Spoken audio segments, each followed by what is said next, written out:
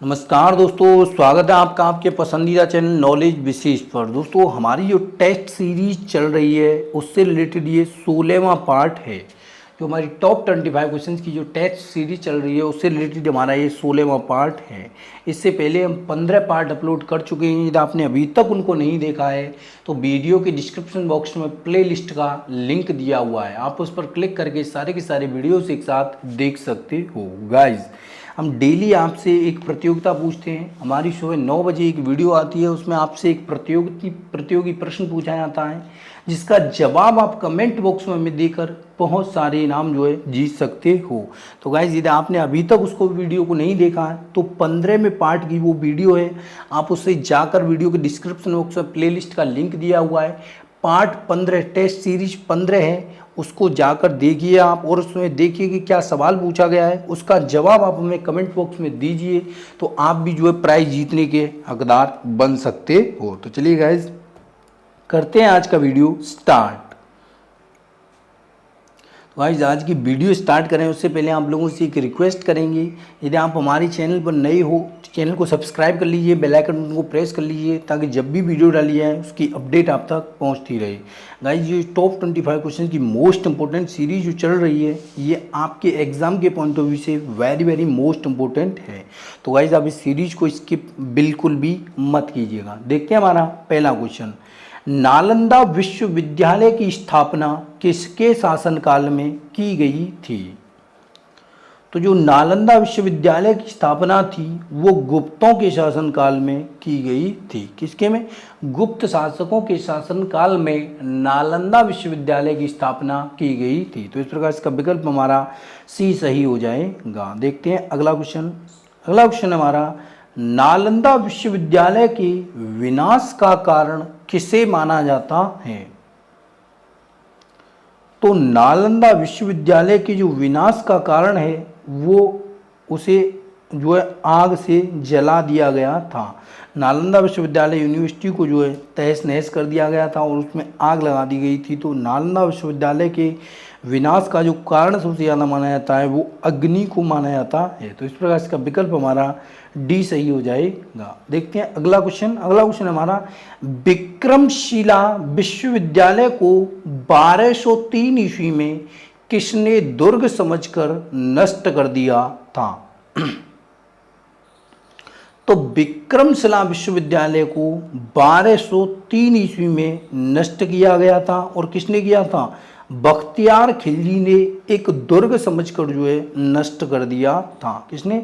बख्तियार खिलजी ने एक दुर्ग समझकर विक्रमशिला विश्वविद्यालय को जो है नष्ट कर दिया था। तो इस प्रकार इसका विकल्प हमारा डी सही हो जाता है। चलिए देखते हैं अगला क्वेश्चन। अगला क्वेश्चन है हमारा, विक्रमशिला विश्वविद्यालय के किस भिक्षु ने लगभग 200 ग्रंथों की रचना की थी?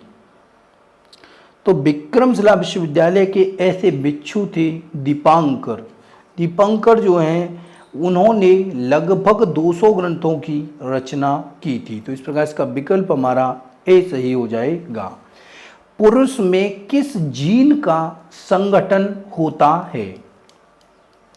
तो पुरुष के अंदर जो जीन का संगठन होता है वो होता है एक्स और वाई दोनों जीन्स को मिलाकर जो है वो पुरुष का निर्माण होता है। एक्स वाई दोनों जीन्स मिलकर पुरुष का निर्माण करते हैं। तो इस प्रकार इसका विकल्प हमारा बी सही हो जाएगा। चलिए देखते हैं अगला क्वेश्चन।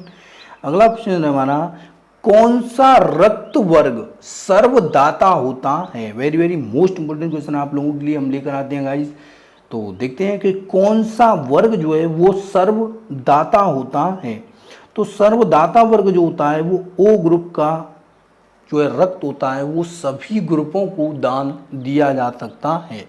ओ ग्रुप के रक्त द्वारा सभी ग्रुप के व्यक्तियों को जो है दान दिया जा सकता है। अगला देखते हैं, प्रकाश संश्लेषण की क्रिया कब होती है?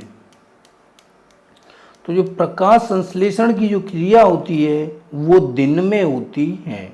क्यों होती है?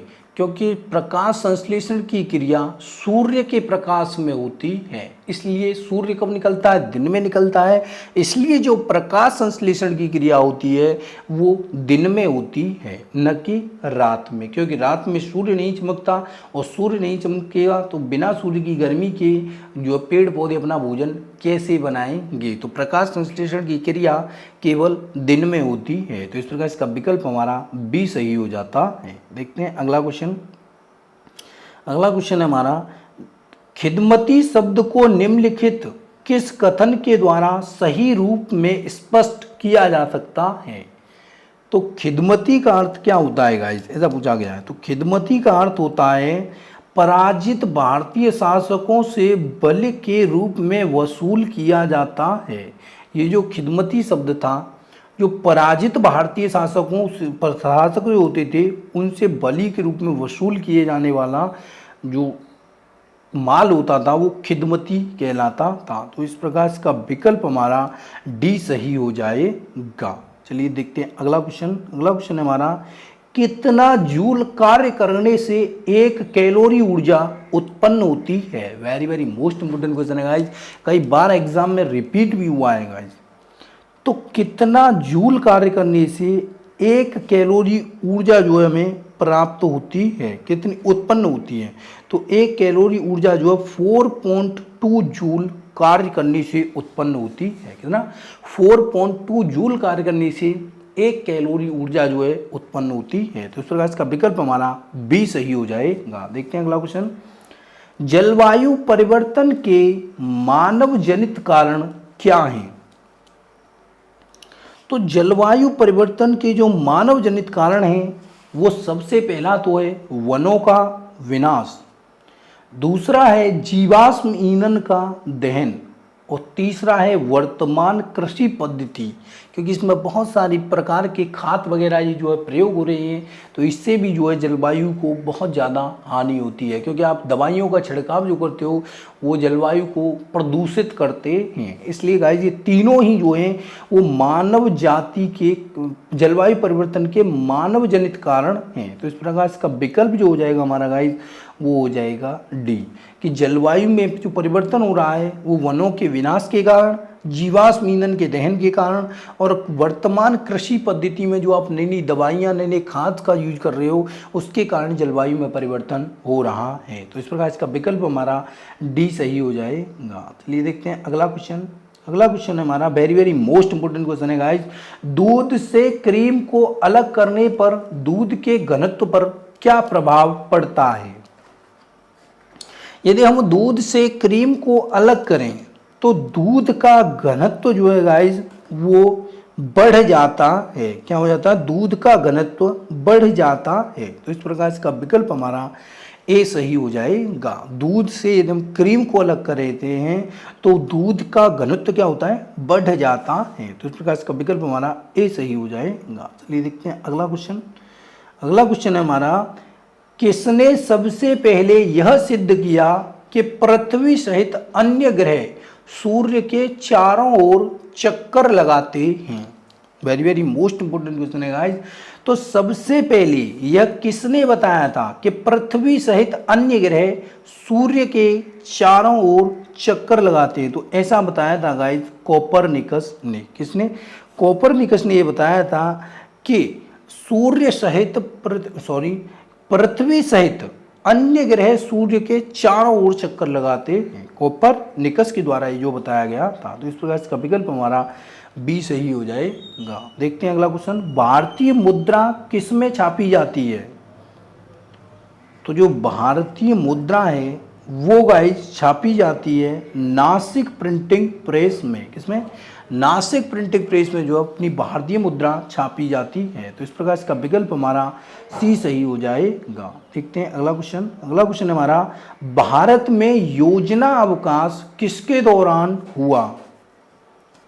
तो भारत में जो योजना अवकाश हुआ था वो हुआ था वर्ष 1966 से 1969 के दौरान हुआ था। तो इस प्रकार इसका विकल्प हमारा बी सही हो जाएगा। देखते हैं अगला क्वेश्चन। अगला क्वेश्चन है हमारा, जल के जमने से इसके आयतन पर क्या प्रभाव पड़ता है। तो गाइस जब जल जमता है तो इसका आयतन जो है वो बढ़ जाता है। जल जमता है तो इसका आयतन जो है वो बढ़ जाता है, क्योंकि गाइस आपने देखा होगा कि सर्दियों के मौसम में जो पानी ले जाने वाली पाइप होती हैं वो अक्सर फट जाती है। उनका कारण यही है कि उनमें जब जल जमता है तो उसका आयतन जो है बढ़ता है, और उस जब आयतन बढ़ता है तो जल जितने आयतन में भरा हुआ है पहले से ही, उससे अधिक जो उसका आयतन हो जाता है। इसी कारण जो है पाइप फट जाते हैं। सर्दियों में जो जल ले जाने वाली पाइप है वो फट जाती है। इसका कारण यही है कि जल के जमने पर इसका आयतन जो है वो बढ़ता है। तो इस प्रकार इसका विकल्प हमारा ए सही हो जाएगा। अगला क्वेश्चन देखते हैं, तारों का रंग किससे निर्धारित होता है? तो जो तारों का रंग है वो ताप के द्वारा निर्धारित होता है। किसके द्वारा? ताप के द्वारा तारों का रंग जो है वो निर्धारित होता है। तो इस प्रकार इसका विकल्प हमारा सी सही हो जाएगा। देखते हैं अगला क्वेश्चन, पृथ्वी से पलायन वेग का मान कितना किलोमीटर प्रति सेकंड होता है? तो पृथ्वी से जो पलायन वेग का मान होता है वो 11.2 किलोमीटर प्रति सेकंड होता है। यदि कोई भी वस्तु इतने वेग से पृथ्वी से ऊपर की ओर फेंकी जाती है तो वो कभी भी गुरुत्वीय त्वरण के कारण पृथ्वी पर वापस नहीं आ सकती है। यदि कोई वस्तु 11.2 किलोमीटर प्रति सेकंड के वेग से फेंकी जाती है तो वो वस्तु कभी भी पृथ्वी पर वापस नहीं आएगी, क्योंकि यही जो है वो उसका पलायन वेग है। तो इस प्रकार इसका विकल्प हमारा बी सही हो जाएगा।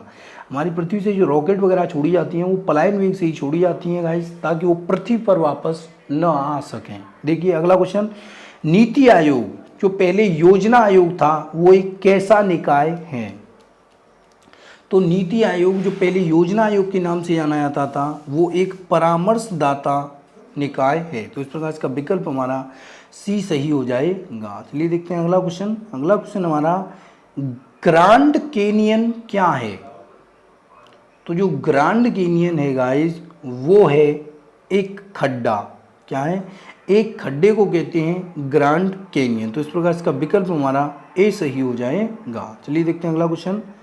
अगला क्वेश्चन हमारा, अलाउद्दीन खिलजी की बाजार नियंत्रण व्यवस्था उसकी मृत्यु के तत्काल बाद समाप्त हो गई, कारण क्या था?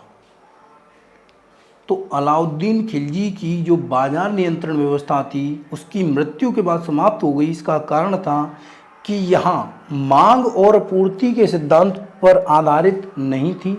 ये जो थी वो मांग और पूर्ति के सिद्धांत पर आधारित नहीं थी, और संपूर्ण बाजार नियंत्रण व्यवस्था को बलात् क्रियान्वित किया गया था। तो इस प्रकार ये दोनों ही विकल्प हमारे सही हो जाएंगे। तो इस प्रकार जो हमारा सही आंसर होगा वो हमारा सी हो जाएगा कि अलाउद्दीन खिलजी की मृत्यु के बाद बाजार नियंत्रण व्यवस्था जो थी वो क्यों समाप्त हो गई?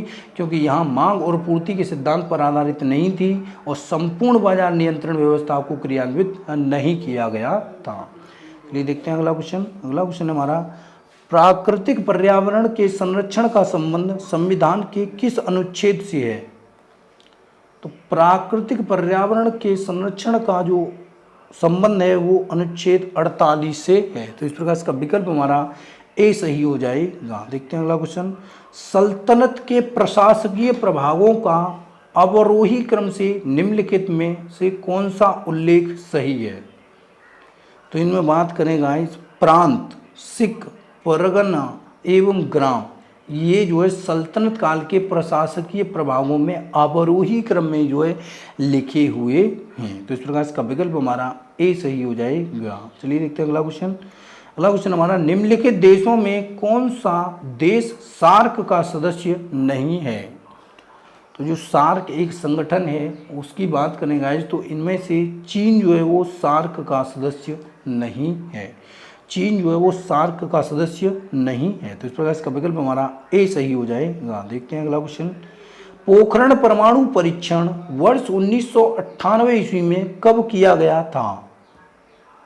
तो जो पोखरण परमाणु परीक्षण किया गया था वो 11 मई को किया गया था। 11 मई 1998 को पोखरण परमाणु परीक्षण राजस्थान में किया गया था। तो इस प्रकार इसका विकल्प हमारा सी सही हो जाएगा। देखते हैं अगला क्वेश्चन, निम्न में से कौन नरमपंथियों में शामिल नहीं थे? तो इनमें से कौन थे जो नरमपंथियों में शामिल नहीं थे? तो बाल गंगाधर तिलक नरमपंथियों में नहीं थे। तो गाइस आज हम आप लोगों को एक बात बता देना चाहते हैं कि सुबह 9 बजे जो हमारी वीडियो आती है उसमें आपसे एक प्रतियोगी प्रश्न पूछा जाता है, आप उसका जवाब देकर बहुत सारी प्राइज जो है हमारे वीडियो से जीत सकते हो। तो ये ना आपने सुबह 9 बजे वाली वीडियो को नहीं देखा है तो उसका पार्ट था वो 15वें नंबर पर थी। तो पार्ट 15 जो था उस वीडियो का पार्ट था, ये 16वां पार्ट है। इससे पहले जो वीडियो अपलोड हुई है आप उसे वीडियो को देखिए। यदि आप प्रश्न का सही जवाब देते हो तो आप भी जो इनाम जीतने के हकदार बन सकते हो। गाइस वीडियो आपको पसंद आया हो तो वीडियो को जितना ज़्यादा से ज़्यादा हो सके सोशल मीडिया प्लेटफॉर्म पर शेयर जरूर कीजिएगा। धन्यवाद गाइस।